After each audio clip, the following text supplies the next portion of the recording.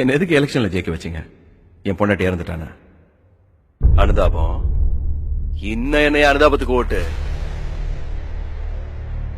நீங்களாம் அப்படி பண்றதுனாலதான் அப்பம் போனா பையன், பையன் போனா பேரன், பேரன் போனா அவன் பொண்டாட்டின்னு மாறி மாறி வந்து உங்க தலைமையில ஏறி மிதிக்கிறாங்க.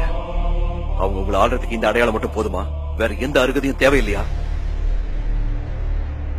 ஒருத்த இனிமே பண்றதுக்கு வாழ்க்கையில எதுவும் இல்லங்கிற அளவுக்கு வாழ்க்கையில எல்லா தப்பும் பண்ணிருக்கான். அவன் அப்பா இறந்துட்டா நாளைக்கு அவனை சிஎம் ஆக்கணும்னு ட்ரை பண்ணுவாங்க.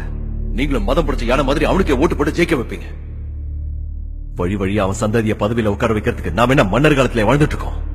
இப்ப நடக்கிறது ஜனநாயகம். தலைவங்கிறவன் எங்கயோ வானத்துல இருந்து குதிச்சு வரவன் இல்ல, அவன் உங்கள ஒருத்தன் தான். இப்ப நான் இறந்த உடனே ஏதோ ஒரு முக்கியமான இடத்துல எனக்கு சிலை வச்சு என்ன கடவுளாக்கி என் பிறந்த நாள் இறந்த நாளுக்கெல்லாம் மாலை போட்டு கொண்டாடுவீங்கல்ல? ஒன்ன புரிஞ்சுக்கோங்க, இங்க உருவாக்கப்படுற ஒவ்வொரு சிலையும் அவங்க புகழ பாதுகாக்கணுங்கிற எண்ணத்தோட இல்ல, அவங்க பேரையும் ஜாதியும் சொல்லி ஓட்டு வாங்கணுங்கிற கேவலமான அரசியலுக்காக தான் உருவாக்கப்படுது. எல்லா சிலைகளுக்கு பின்னாடியும் அந்தந்த கட்சியோட சுயநலம் தான் ஒளிஞ்சுகிட்டு இருக்கு.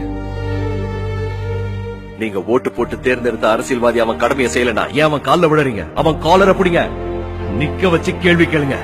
அவன் அடிக்கிற அடியில ஐயோ அம்மா அரசியலே வேணாங்கிற அளவுக்கு ரோட்ல அம்மனமா ஓட விடுங்க. ஒரு தலைவனை மதிக்கிறது எப்படின்னா அவர் சிலைக்கு மாலை போட்டு மரியாதை செலுத்துறது மட்டும் இல்ல, அவர் சொன்ன கருத்துக்களை எந்த நிலைமையிலும் வாழ்க்கையில கடைபிடிக்கிறது தான். சுபாஷ் சந்திர போஸ், பகத்சிங், வஉசி, பாரதியார், பெரியார், காமராஜர் இவங்க எல்லாம் மறுபடியும் பிறக்கவே மாட்டாங்கன்னு நினைச்சிட்டீங்களா?